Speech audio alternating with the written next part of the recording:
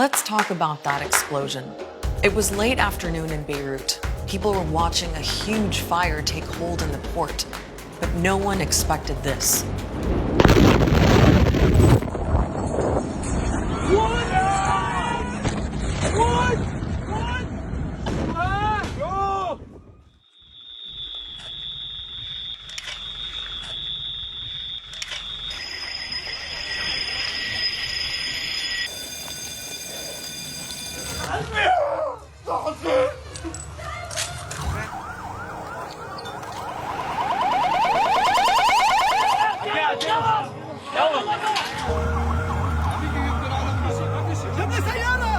Two days after the disaster, more than 135 people have died.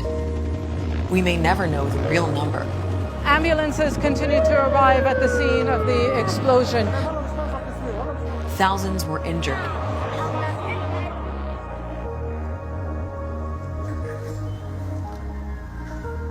Beirut's governor says more than 300,000 people are now homeless.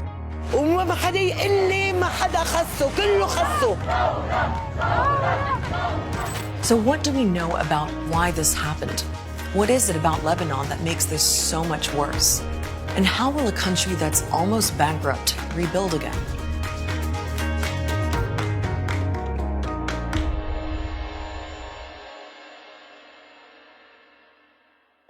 Lebanon was already on its knees.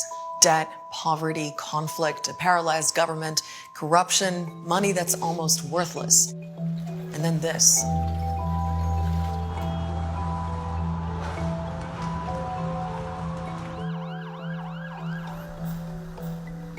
Everyone has a story of survival or tragedy.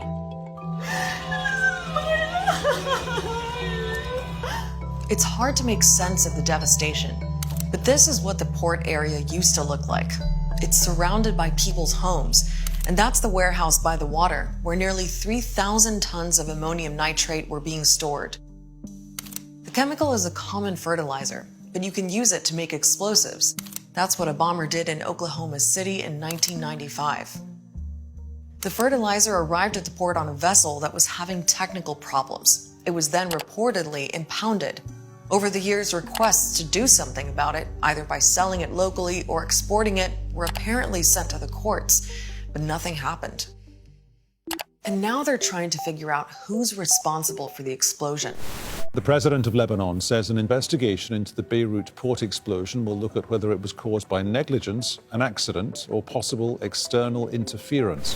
سيدفع المسؤولون عن هذه الكارثة الثمن. People in Lebanon also want answers. And will anger will only stop, and we can only live back again normally if we see those bastards in prison. May they all rot in hell.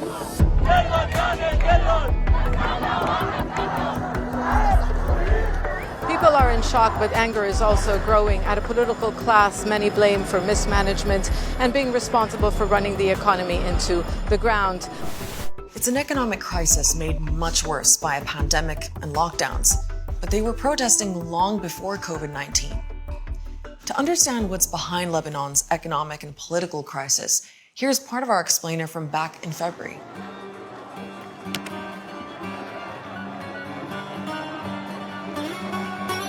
Protesters say they're fed up with a lot of things.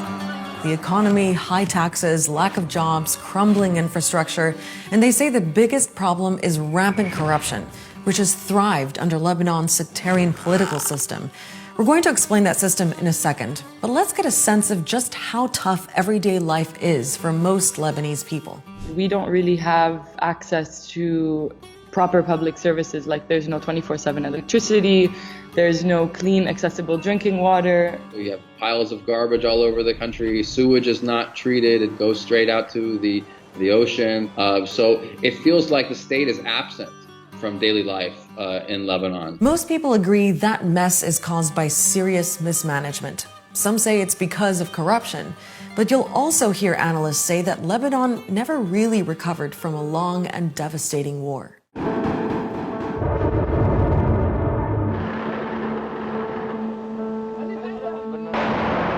We're talking about Lebanon's civil war, which started in 1975 and went on for 15 years. Militias from different sects and political groups fought each other for dominance and also fought among themselves. Then Syria and Israel got involved, and the battles became even more destructive. At the end of the war, Lebanon's main political groups signed the Taif Agreement to make sure they all got a slice of political power.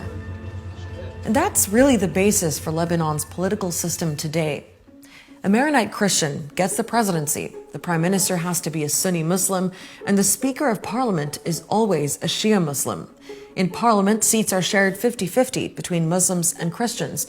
But in reality, there are two big political alliances, which include parties from different sects, and they each have rival foreign powers backing them. March 14 was former Prime Minister Saad Hariri's bloc, which has the support of Saudi Arabia and the US. March 8 is the bloc that includes the Maronite Christian president Michel Aoun's party and Hezbollah. It has Syria and Iran support. So because of all of those overlapping and competing interests, many people will tell you that Lebanon's sectarian political system isn't really sectarian. What's really happening in Lebanon is that there are political parties that used to be militias. Sects are not fighting in Lebanon. It's really opposing warlords backed by opposing foreign powers. And this is how, many say, corruption has gotten so out of hand. Many of those powerful political leaders, or the Zuama as they're called in Lebanon, are said to have focused on their own political and financial gains and made themselves very rich. Lebanon has 220 kilometers of coast. 180 kilometers of the coast has been privatized. It's now under the control of either former officials and people who are close to them. I'll just give you one example. Park meters in Beirut, the revenues were not going to the state. They were going to a private company, controlled, owned by people who are close to politicians. There's been no real signs of change since then, and how the port is allowed to run is seen as a big part of the problem. In his coverage of the explosion, our Beirut correspondent put it this way: it's not lost on Beirut's residents that this tragedy emanated from the city's port, a public utility known locally as the Cave of Ali Baba and the 40 Thieves. He talks about allegations of bribes and billions of dollars in tax revenue from the port disappearing. And since the pandemic, things have gone from bad to worse. The government is nearly bankrupt. Lebanon already had the world's third highest level of debt relative to its GDP. Its currency, the lira, has lost 85% of its value against the dollar. And inflation is rising by more than 50% a month. Food has become unaffordable for so many people. عم يطلع معاشي كله سوا $50 بالشهر يعني 600,000 ما بيعملوا شيء ما بعرف كيف بدي ابعت له. Back in January, people had hoped a new government would improve things. Their main goal this year was to push through reforms to qualify for international aid. But the politicians haven't been able to agree, and talks with the International Monetary Fund are on hold. It's not anger for the sake of anger. It's not an impossibility to have in Lebanon competent people to govern and to serve their people. Let there be accountability. Let's have a transparent investigation.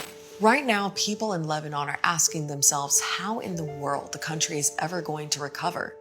Who's going to rebuild Beirut? And where's the money going to come from to pay for an estimated $15 billion worth of damage? How is its health system going to treat thousands of injured people and those sick with COVID-19 after at least 3 hospitals have been destroyed? And where is a country that's almost entirely reliant on imports from the sea going to get food from when its port is a crater? Even before the explosion, politicians in Lebanon couldn't find common ground. So now something and someone's got to give to stand any chance of sorting out this mess, because you can only push people so far. Lots of details are still emerging about what happened in Beirut. So to get the latest, make sure to visit aljazeera.com, where our reporters on the ground are following all the latest developments. I'll see you next week.